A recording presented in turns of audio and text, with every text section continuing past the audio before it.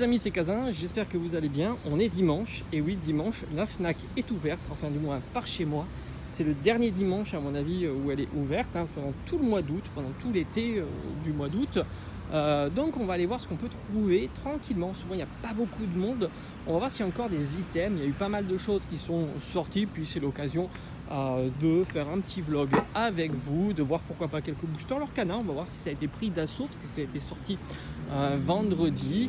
Et puis j'en profite, vu que c'est le dernier week-end dimanche d'ouverture, donc autant en profiter. Voilà, pendant le mois d'août ils ont fait ça. C'est plutôt très agréable d'avoir de l'ouverture le dimanche. C'est vrai que ça aurait été sympa de voir les boutiques ouvertes tous les dimanches toute l'année, mais bon, ils ont peut-être pas assez de clients. Allez, c'est parti, on y va. Alors je fais attention parce que là il y a un passage piéton, hein, autant pas se faire bousculer, parce que ils ont tendance ils ont du mal à s'arrêter, hein.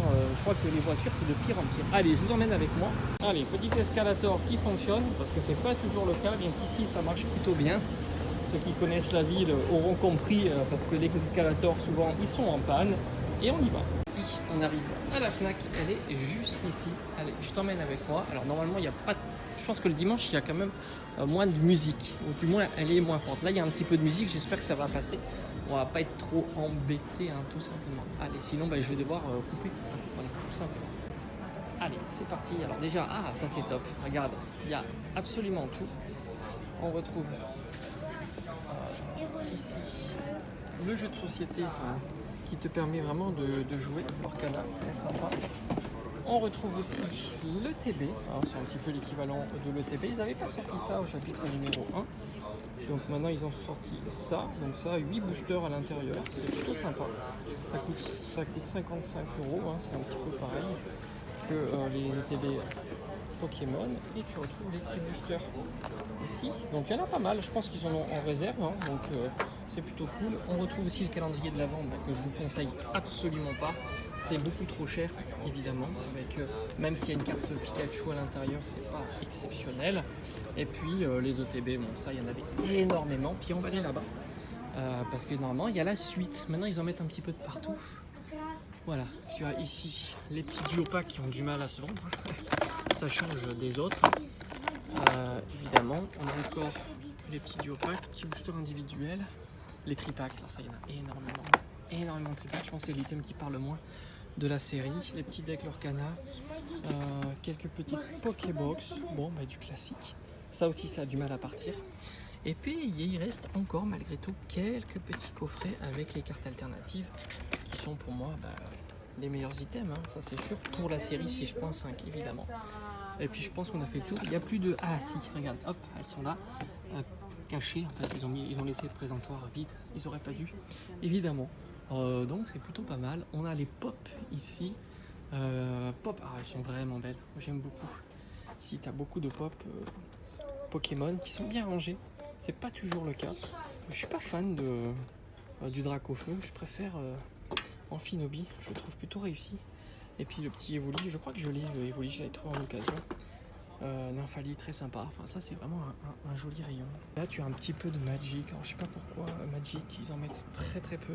Je suis persuadé ils en ont ailleurs. C'est comme Yu-Gi-Oh! Tu vois, Yu-Gi-Oh! Il y en a vraiment pas beaucoup. Je sais pas pourquoi ils font ça, mais ils gèrent un petit peu mal, je trouve, les emplacements. Là, tu as encore du Magic, j'aime beaucoup, hein, ces petites box comme ça. Ça me fait penser aussi aux ETB, évidemment. Et tu retrouves certainement des boosters à l'intérieur. Ouais, tu as 9 boosters. C'est plutôt cool, hein. Et puis ici, tu as des kits de démarrage. Très joli, regarde-moi la carte. Très sympa. Et tu retrouves aussi cela. Ouais, j'aime beaucoup Magic, hein, c'est vrai. J'aimerais bien agrémenter ma collection, mais il faut choisir avec le budget. Quelques bons plans aussi à la FNAC. Alors, je sais pas si ce sont des bons plans, hein, 20 balles, bon, ça reste quand même substantiel. 30 € là, c'est encore pire. 20 là, bon, rien de fou, je trouve. Il y avait quand même ce jeu, je peux que te le conseiller évidemment. Ça, bon, 25 €. Après, c'est une édition qui est plutôt sympa. Mais c'est sur PS5, moi j'ai pas de PS5 malheureusement et je pense pas en avoir de sitôt. Et puis le rayon Switch qui est pour moi évidemment le meilleur rayon. Ça on l'a vu en solde, hein, à 10 € à Carrefour par exemple. Prince of Persia ça vient de sortir, c'est fou qu'on a une baisse de prix qui est quand même intéressante. C'est tout comme ça. Là tu le vois pas, South Park, ici, là, lui aussi il a eu, il vient de sortir il me semble, c'est assez fou. Bon après Just Dance, moi j'avais acheté le Dragon Quest qui était plutôt pas mal à 25 euros, d'ailleurs il y en a plus. Après on a Assassin's Creed, bon je suis pas fan, ça on l'a vu en solde partout, ça se vendait pas. Le Just Dance 2023 et 2024, ça c'est des jeux qui décotent très très rapidement. Ah et là qu'est-ce qu'on a? Ouais ça c'est pareil, hein, ça a été déstocké, même la version Gold qui a été déstockée chez Micromania pour bien moins cher que ça. Bon, petit rayon Switch, pour moi c'est vraiment la console top, hein, Switch, hein, que ça soit en multi, local ou pas. Ici on a quelques amiibo, c'est marrant parce que ça c'était des amiibo qui étaient des amiibo réputés rares et puis comme je t'ai dit un reprint se reprint se reprint, ben, c'est ce qui se passe et à un certain moment ben, ce sont plus des amiibo rares, voilà tout simplement, et ça casse la figure, voilà ça c'est le dos du reprint, ça, on va dire la collection se casse la figure, le prix se casse la figure. Bon ben voilà, un petit vlog tranquillou, j'espère que ça t'a plu et on se dit à bientôt.